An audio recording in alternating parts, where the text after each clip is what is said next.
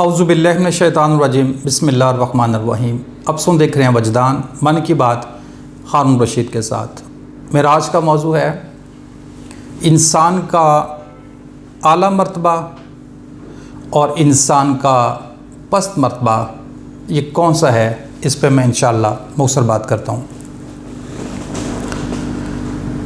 अल्लाह पाक ने कुरान मजीद में सूरह 3 में फरमाया कि इंसान को मैंने बड़े आला मर्तबे में पैदा किया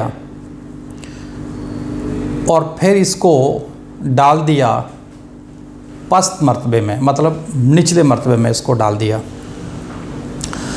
हम इसका जो तर्जुमा करते हैं वो मतलब बड़ा खुला डुला करते हैं कि पैदा किया इंसान को बड़ा आला मर्तबे में और डाल दिया इसको घटिया से घटिया मर्तबे में।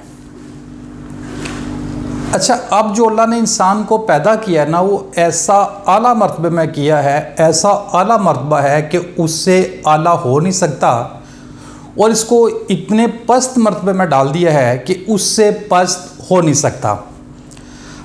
अब हमें ये जानना हमारे लिए ज़रूरी है कि हमारा आला मर्तबा कौन सा था, जिस मर्तबे में हमारी तख्लीक हुई, हम पैदा हुए, और हमारा पस्त मर्तबा कौन सा है जिसमें हम चले गए हैं।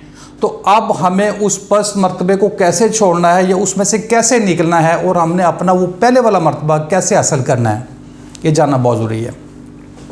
गौर करें आप, जब अल्लाह ताला ने इंसान को इस दुनिया में भेजा,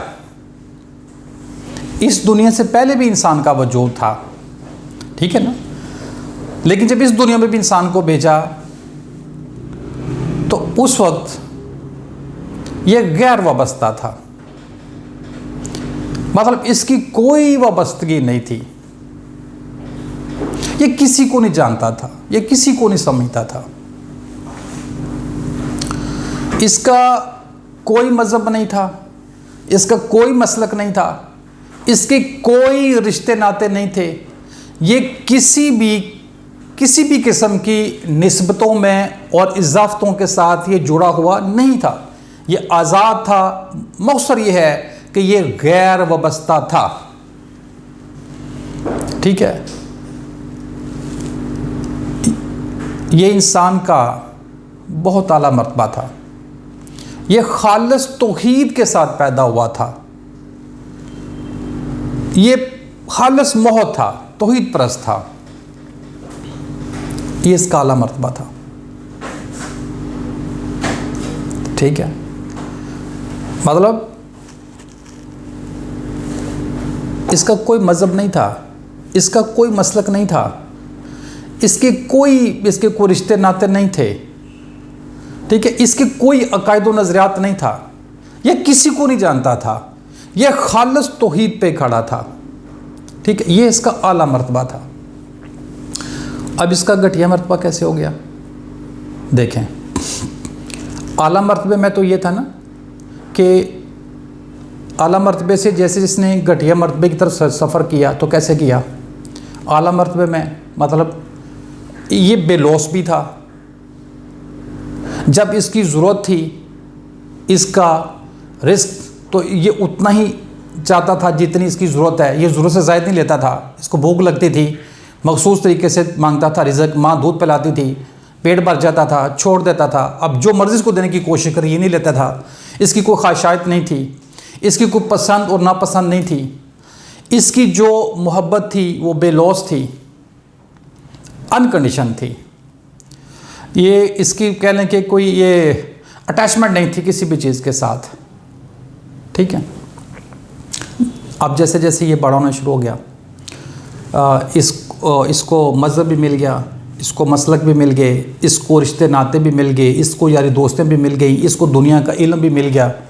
फिर जैसे जैसे बड़ा होता गया, ये इसमें दसता गया, यानी कि ये बहुत आगे चला गया, ठीक है। यानी कि इसने बड़ा जब पैदा हुआ तो आला मर्तबे में, और फिर बड़ा स्लोली स्टेप बाय स्टेप ना ये अपने घटिया मर्तबे में जाना शुरू हो गया, इसने उधर सफ़र करना शुरू कर दिया। ये इतना को घटिया मर्तबे में चला गया कि इससे घटिया कोई हो नहीं सकता। ठीक है, अब आप पूरी दुनिया में गौर कर लें, अपनी ज़ात में गौर कर लें, अपने घर में गौर कर लें, खुद पे गौर कर लें। हम मजहबी भी हैं, मज़हब के अंदर हमारा मसलक भी है, हमारे एक मखसूस अकायद व नज़रियात भी हैं। हम किसी को बहुत सारों को बुरा भी कहते हैं, ख़ुद को हम अच्छा भी कहते हैं। फिर हमारे निस्बतें हैं, इजाफते हैं, हमारे रिश्ते नाते हैं, हमारी फिर अटैचमेंट हैं। फिर हम जो काम भी करते हैं अपने फ़ायदे के लिए करते हैं, फिर हम ज़रूरत से ज़्यादा चीज़ें करते हैं। ठीक है, तो ये हमारा घटिया से घटिया मर्तबा, इसकी कोई इंतहा नहीं है।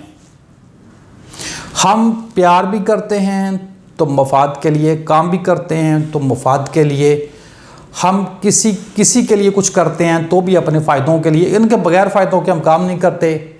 ये नहीं कि बगैर वजह के हम मोहब्बत नहीं करते, बेलौस हम मोहब्बत नहीं करते, यानी कि हम एहसान नहीं करते हैं। तो मैं इसकी ज़्यादा इसको डिटेल में मैं बयान नहीं करना चाहता कि इसका घटिया मर्तबा क्यों है, कौन सा है। सबको पता है और सबको पता चल गया होगा। मैंने जो मुख्तसर मैंने आपको ना बता दिया इसका आला मर्तबा कौन सा है। तो अब करने का काम यह है कि अपने इस घटिया मर्तबे को हमने कैसे छोड़ना है, इसमें से हमने कैसे निकलना है, और हमने अपने असल जो वो जो हमारा वजूद था, वो जो हमारे जिस मर्तबे पे तख्लीक हुई थी, वो जो हमारा फितरी लेवल था, उसको हमने दोबारा कैसे हासिल करना है जिससे हमें हमारे रब की पहचान हो। यानी कि जब इंसान जब पैदा हुआ और जब तक ये बाशऊर ना हुआ, ये बालग ना हुआ, ये खुद मुख्तार ना हुआ, इसके हर अमल के रिस्पॉन्सिबल इसके वालिदैन हैं। ठीक है, जब ये बालग हो गया, ये बड़ा हो गया, बाशऊर हो गया, इसको अच्छे और बुरे की तमीज़ आ गई, गौर फिक्र करने के काबिल हो गया, फिर उसके बाद ये खुद का रिस्पॉन्सिबल है, अपने काम का, अपने अमाल का ये खुद से जवाबदेह है। तो अब जब ये बाशऊर हो गया है तो अब इसको गौर फिक्र करना चाहिए कि मैं पैदा किस मरतबे पे हुआ था और मैं चला गया किस मरतबे पे हूँ। जो कुछ मेरे पास हासिल है ये मैंने कहाँ से लिया है, और जब मैं पैदा हुआ था तब तो मैंने कहीं से कुछ नहीं लिया था। ठीक है, तो अब ये उस मरतबे को कैसे हासिल करेगा? नुक्ता निगाह की तब्दीली से काम करना पड़ेगा। चूँकि पैदा हुए हैं, आपको भूख लगती है, आपको प्यास लगती है, आपको अल्लाह ने देखने के लिए आंखें दी, आप देखेंगे, सुनने के लिए कान दिए हैं, आप देखें सुनेंगे, ज़ुबान दी, आप बोलेंगे। यानी कि आपकी ज़रूरियात हैं, अभी आपका रिश्ते नाते हैं, आप इससे आप कैसे निकलेंगे? नुक्ता निगाह की तब्दीली से ये सब कुछ करेंगे आप। अब अल्लाह ने यहाँ को बताया कि अपने बेलौस होकर काम करना है। यानी कि एहसान वाला जो तरीका है ना, एहसान करना मतलब जो भी आप काम करते हैं ना, आपको उससे कोई अपने फ़ायदों के लिए नहीं करते हैं, आपकी उसमें कोई गर्ज नहीं होती है, आप बेलौस काम करते हैं, आप अल्लाह की रज़ा के लिए काम करते हैं। अच्छा, यानी कि ज़रूरत से ज़्यादा चीज़ों को अपने पास जमा नहीं करना। ज़रूरत जो है आपकी, उसका भी आपने इस तरीके से तयन करना है कि मतलब तयन कर लिया, उससे काम करनी है, ताकि कहीं ये ना हो कि आप ज़रूरत से ज़्यादा जमा कर लें या ज़रूरत से ज़्यादा काम कर लें।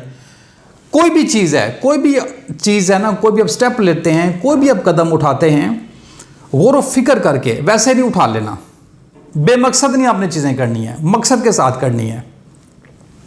खुद को अपने गैर वाबस्ता करना है। किसी से प्यार करना है तो अपने नफ्स के लिए नहीं करना, उसी तरीके से करना जैसे आप बचपन में करते थे। जिस लेवल पे पैदा हुए थे ना, वह उस तरह जैसे आप प्यार करते थे उसी तरीके से आप करना है, अपने नफ्स के लिए नहीं करना है। ठीक है, और इसी तरीके से चीज़ें ज़्यादा जमा नहीं करनी है। इसी तरीके से जिस मसलक पे या जिस मज़हब पे आप हैं या जो भी आपके कायदों नज़रियात है, आपने उन पर गौर करना है। ठीक है, तो ये दुनिया को आप नहीं बदल सकते, दुनिया के हालात वाक़यात को आप नहीं बदल सकते, दुनिया के रवैयों को आप नहीं बदल सकते। ठीक है, आप ख़ुद को बदल सकते हैं। ख़ुद को बदलने का जो बेहतरीन तरीका ये है, वो अपना जो नुक्ता निगाह है इसको आप बदल लें। जब आप इसको बदल लेंगे ना, तो आपको ये सब कुछ बदला हुआ नज़र आएगा। अच्छा, आप जानते हैं हम सारे ही हैं, ठीक है, सबको पता है।